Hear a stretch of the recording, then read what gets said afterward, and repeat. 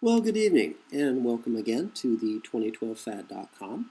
I will be your host for this evening, and my name is Charlie Bluehawk. Last night we talked about microwave America and how microwaves are probably the most common way our masters use to cripple us, and in ways that we never suspect. I mean, the microwave ovens in our homes and our kitchens change the very chemical structure of our foods. So even if you buy organic foods, the moment you put them in the microwave oven, you've changed them from being very healthy food into stuff that your body just cannot digest and is actually poisonous for it.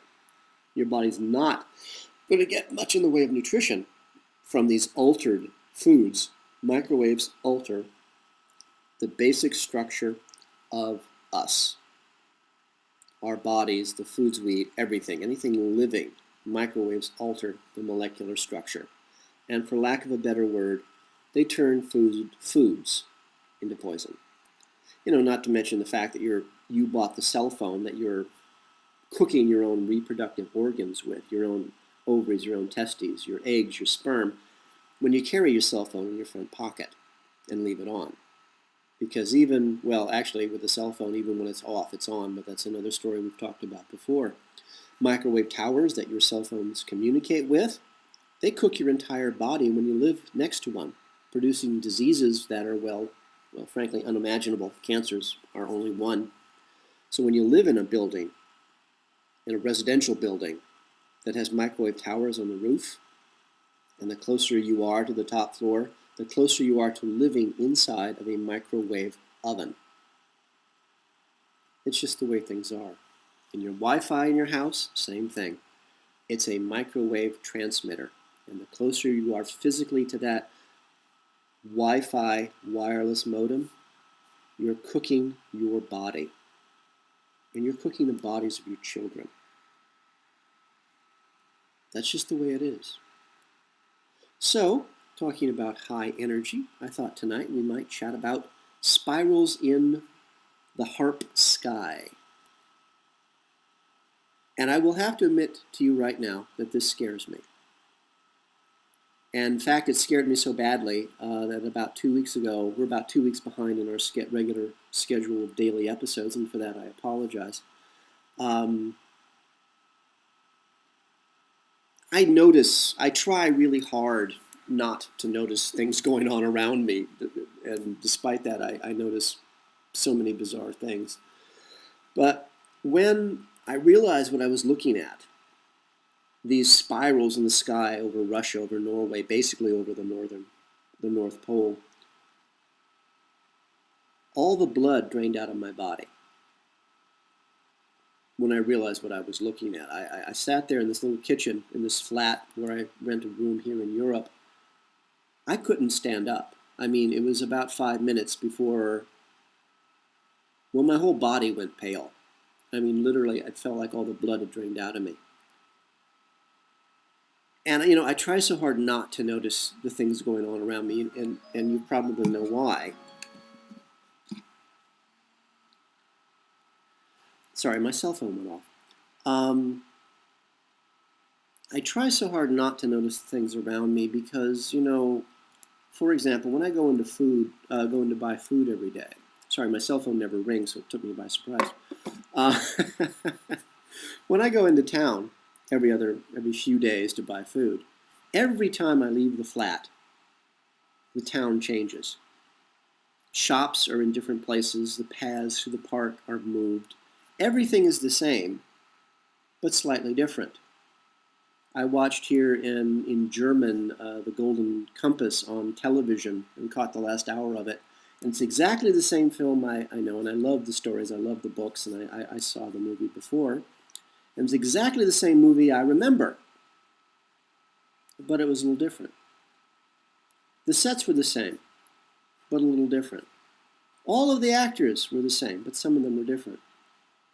And it was so disturbing. I still can't describe the feeling I had as I tried to watch this movie. And I could only look at it for a moment or two, then I had to look away because, I don't know, it was like, I guess, falling. Or I'm sorry, I'm having trouble with this whole topic. It was very disturbing It was the same movie, but slightly different. And actually, a sense of vertigo, perhaps, is the best way I can describe this. And sadly, I don't do drugs. I don't drink. I don't smoke. So I can't blame it on drugs or alcohol. And frankly, I can't even tolerate aspirin, more than once or twice a year. But these things are so real, and they're real, and I try so hard to ignore them. I really want them to stop. And usually when I get, for example, my regular news feeds from around the world, normally I just file them away because I do not want to know anything else about our world. I really don't. And then there it was. It was an email announcement over yet another spiral over Russia. And it was the regular news feed I get every day, and I didn't even read the article. I just looked at the picture. And my blood ran cold. I honestly had never paid any attention to the spirals up until that point. I had no idea what they were, really didn't care, really didn't want to know. I guess my subconscious was trying to protect my conscious mind, what little I have left of it. It was trying to protect me from the shock, because when I looked at the picture this time, I knew suddenly what I was looking at. And again, please forgive me, for the long tirade, the long delay, but even now, 2 weeks later, I really don't want to think about this, let alone chat with you about it. But you need to know. You need to know what you're dealing with. Now, what I'm going to say to you has no specific concrete proof. I cannot point you anywhere and say that's the proof you want. I will direct you to some places you can check for yourself, but as always, it's entirely up to you. Let's start by talking about HAARP. Now, as we've chatted in previous episodes, the High Atmospheric Auroral Research Project has been around for like 30 years or something, I think. And there's a very bright man by the name of Dr. Nick Begich up in Alaska that's written many books about HAARP. And I strongly encourage you to look up Nick Begich. I believe Begich is B-E-G-I-C-H. But just look up Nick Begich HAARP, H-A-A-R-P. You'll find him. Basically what HAARP is it's a weapon. It's an energy weapon. And it's very versatile. It uses high-frequency radio waves, for lack of a better word. And these high-energy waves, depending on how you use them, can change the basic building blocks of the universe, which is you and me. For example, if you know the correct frequency, you can broadcast a radio wave over an entire signal, over an entire city. So you broadcast a signal over the entire city, and all the people living in that city themselves who are also radio wave generators, radio wave receivers. We're radio stations, basically, you and I. We're constantly broadcasting and receiving messages, either energy messages, physical messages, emotional messages between each other. We're part of a living computer. We're the human race. But if you know the right frequency to broadcast over that city, all of a sudden everybody in the city would be high on cocaine.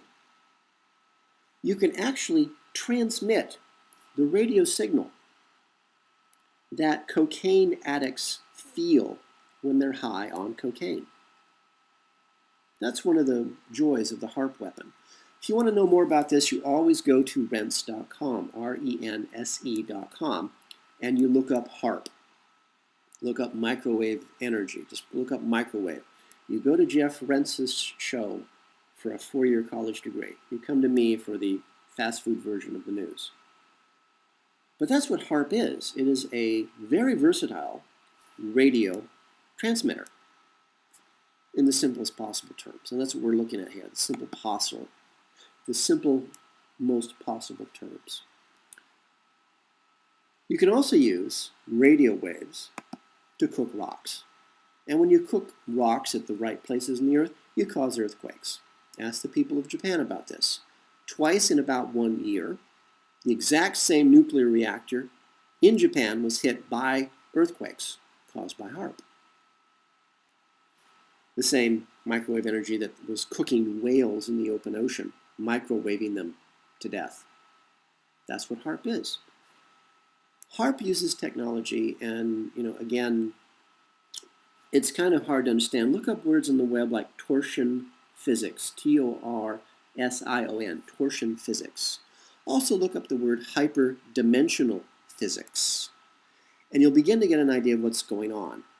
Go to Mr. Richard C. Hoagland's website, enterprisemission.com. Enterprise, our favorite starship, mission, one word, enterprisemission.com, and you will get an education in HAARP technology. Now, torsion physics, hyperdimensional physics, I thought about this, and the easiest way to explain this is look at a radar dish from like World War II. A radar dish is this big honking thing. It's like, 50 feet wide. And radar, in the most simplest terms, is, again, a radio transmitter. What a radar dish does is it broadcasts out a radio wave, and then it waits. It counts 1, 2, 3. And it waits until that radio wave hits something, an airplane. That wave then bounces off the airplane and goes back to the radar dish. And so what the radar equipment is doing, it's counting the moments between when did it send out the radio wave and when did the radio wave bounce off the airplane and come back to the dish. It counts how long that is. So it goes 1, 2, 3. Okay, it's 20 miles. That's all a radar is, radio waves bouncing. Torsion physics, hyperdimensional physics in this case, is you take that same dish and you spin it like a plate on a stick. You spin it. Now, for some reason, and I'm not a scientist, so I don't know why, simply the act of spinning that same radar dish increases the power potential astronomically. That gives you what they call over-the-horizon radar. You can actually have a radar dish on one side of the planet looking at things happening on the other side of the planet. That's how much power is involved. How it's done, I haven't a clue. All I know is it has something to do with spinning that dish. That's what HAARP is doing. And using this tremendous amount of energy, HAARP can actually open doorways into other dimensions. This is where the term hyperdimensional physics comes from. Now, this sounds crazy, but even Western scientists today now freely admit that there are at least 8 other dimensions, identical almost to ours, coexisting with us right here, right now, in the same space, in the same time. There are 8 other yous sitting where you are right now. And Western scientists have said, yeah, it's true. Einstein knew about it a few years back. And so our masters have been using things like HAARP to open doorways and explore these parallel dimensions. And again, the simplest possible way to explain this is you're in your car, you're driving around town, you've got your favorite radio station. It's at 101 FM. And you can hear it because your radio is tuned to 100.1 megahertz frequency. Now, if you turn your radio just ever so slightly to 100.2 on your FM radio dial, you'll get a totally different radio station. Why? Because when the radio is tuned to the same frequency as the radio station, you can hear it. That's all a dimension is. You and I can communicate because you and I vibrate at the same frequency. We can touch each other, we can kiss each other, we can hug each other, we can laugh with each other because we're at the same frequency. We vibrate. The atoms in our body vibrate at the same frequency. So do the floors, so do the ceiling, so is your dog, your cat, your girlfriend, your boyfriend, your mother, your aunt, your uncle. We're all vibrating at the same frequency. But what happens if you change your frequency? What happens if you go from 100.1 on your radio dial and you change your vibration to 100.2 on the radio dial? You've changed radio stations. You've changed frequencies. You've changed vibration. Now you're existing in another world, one that you and I can't see. I can't see you anymore because you're a different frequency, you're a different vibration. So having 8, 9, 100, 1,000, a million dimensions coexisting with us in the same time in the same place is real easy.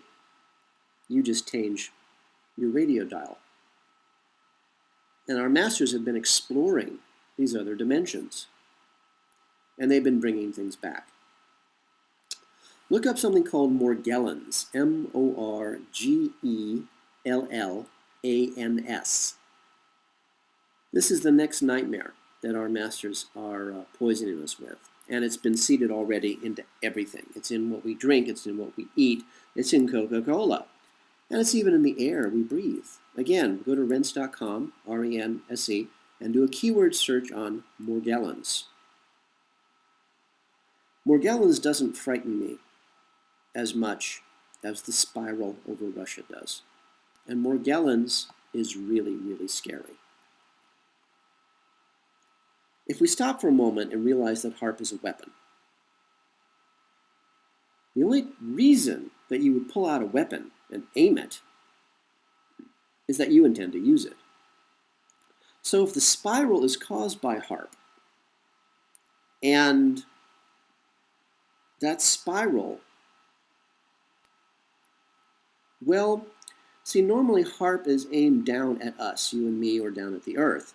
When they turn HAARP and point it towards space, it's actually shooting up through the ionosphere, which is part of the HAARP system. It's also shooting through something called the Van Allen belt, high energy particles. And if they're using torsion physics, it means that the signal they're broadcasting, they're spinning it like a top. So as you're pouring all this tremendous amount of energy up into space, using the HAARP system, that energy is spinning, it's rotating, it's spinning like a top, which would cause those particles in the ionosphere and in the Van Allen belt to light up, because you're energizing them. It's what happens when you turn on the light switch, and that light bulb glows. You're putting energy into vacuum, and it has no place to go, so it lights up. And that would explain the spiral effect.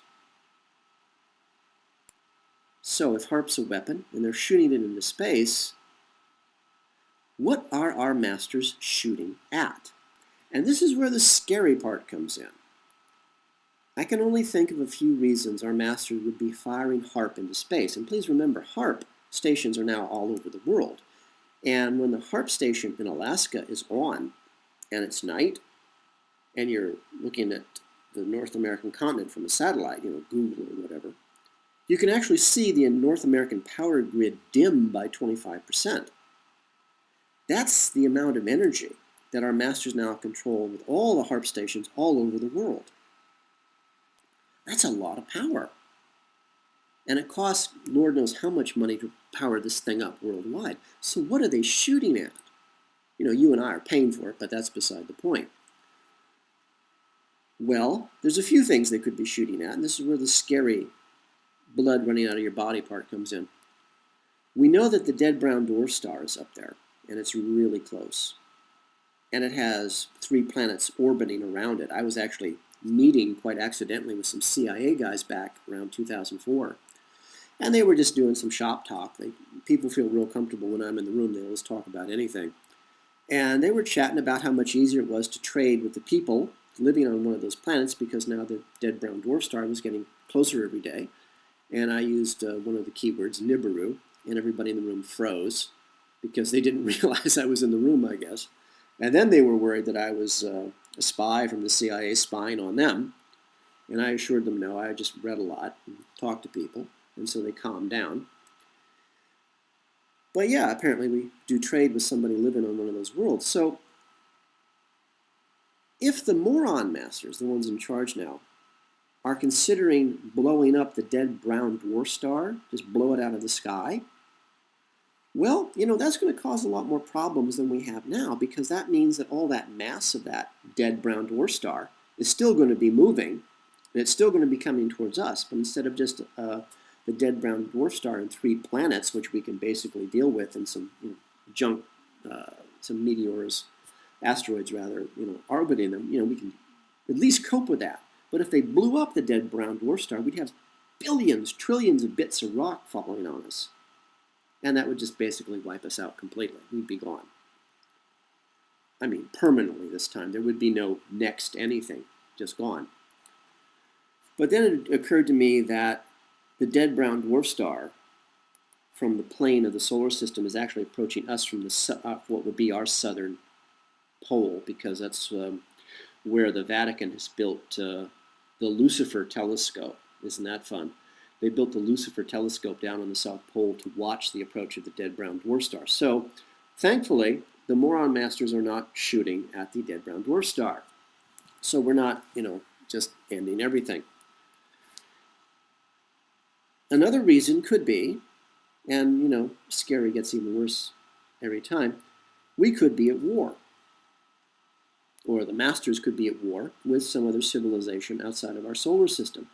And we've chatted in the past about how cycle after cycle, event after event, more and more knowledge is preserved from the last destroyed civilization to, the next up and coming one. The Vatican is filled with this stuff, and therefore our Masters have it. And with that knowledge, our older brothers, our older sisters have left the earth behind and gone out into the stars. That's perfectly reasonable.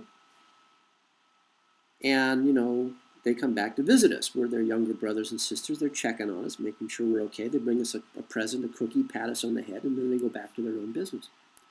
But what if they're really annoyed with the Moron Masters?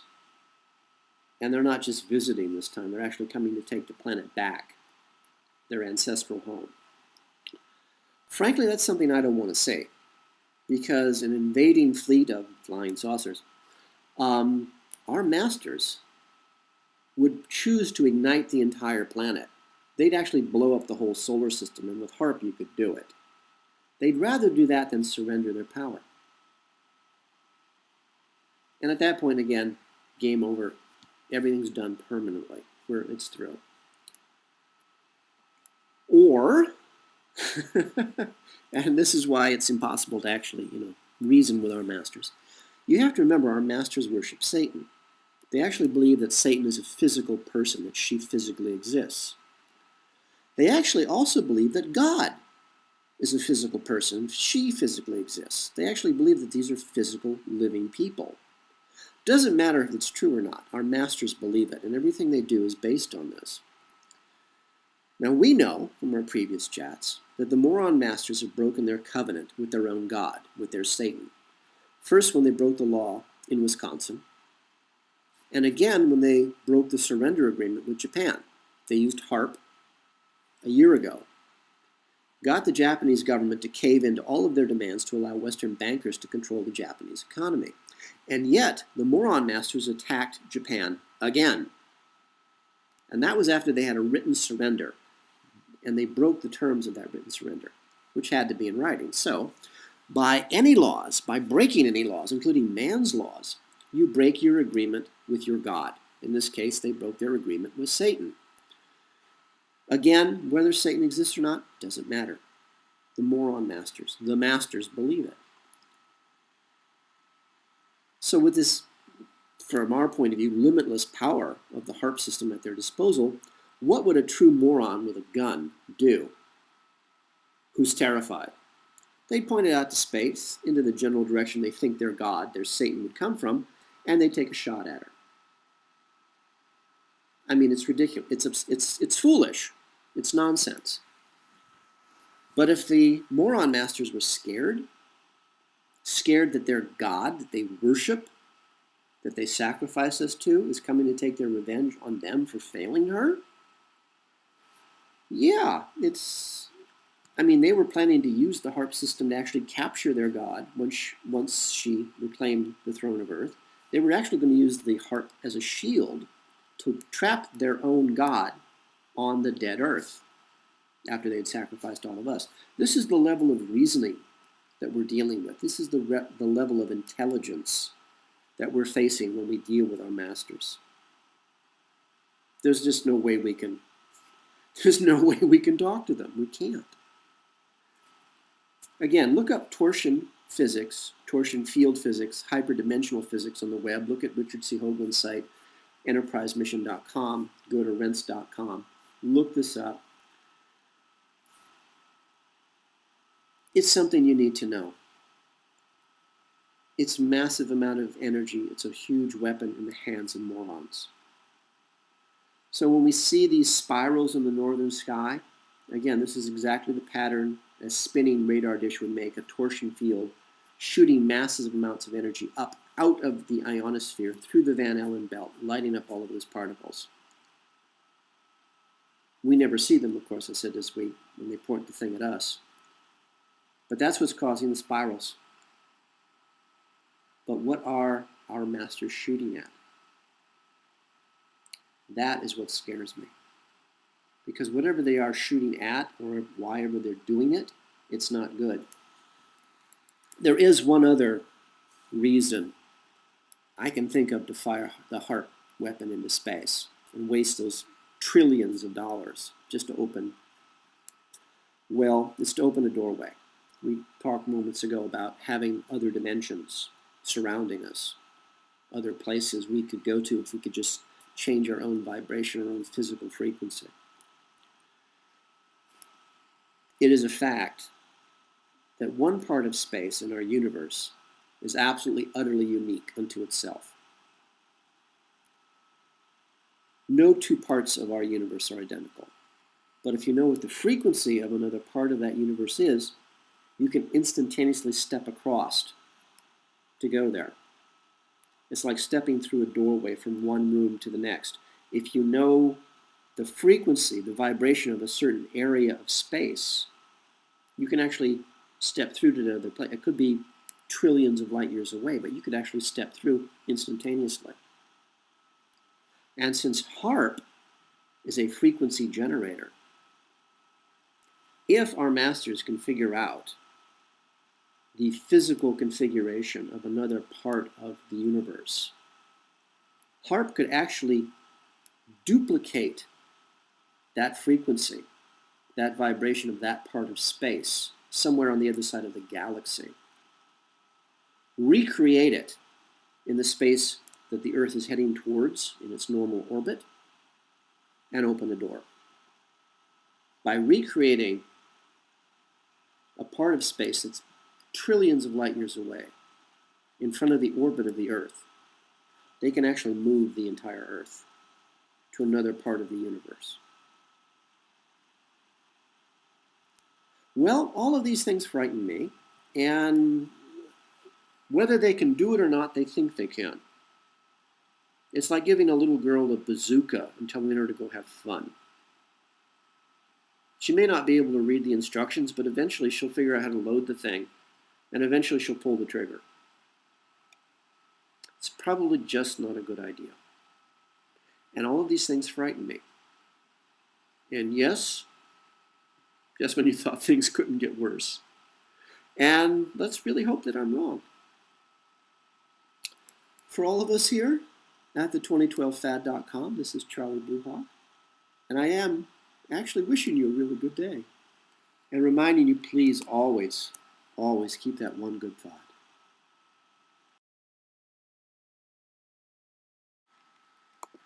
The 2012 Fad is brought to you by Coffee and Blood, Love Letters Between the Dead, a series of 5 erotica horror novels about a fallen angel finding his way back to regain his own soul, and how the CIA war against the human race. Their black magic captures and traps him in the body of a mind-controlled slave designed to hunt down and to kill their god, their Satan.